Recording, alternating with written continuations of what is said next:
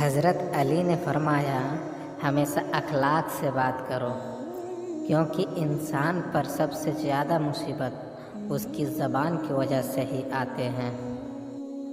अगर कामयाबी चाहते हो तो नमाजी बन जाओ, क्योंकि नमाज के बगैर कोई भी कामयाबी मुमकिन नहीं है। कभी तुम दूसरों के लिए दिल से दुआ मांग कर तो देखो, अपने लिए तुम्हें मांगने की ज़रूरत नहीं पड़ेगी। जब कोई तुम्हारा दिल दुखाए तो नाराज़ मत होना, क्योंकि कुदरत का कानून है, जिस पेड़ का फल ज़्यादा मीठा होता है लोग पत्थर उस पर ही मारते हैं।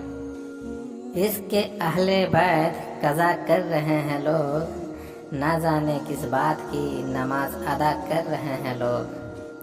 जन्नत के वारिसों से अदावत रख कर जन्नत में जाने की दुआ कर रहे हैं लोग। हुजूर के पसीने से फूल बनते हैं, अली के नक्शे कदम से उसूल बनते हैं। लोग क्या जाने हसन और हुसैन का मर्तबा, जिनकी सवारी खुद रसूल बनते हैं।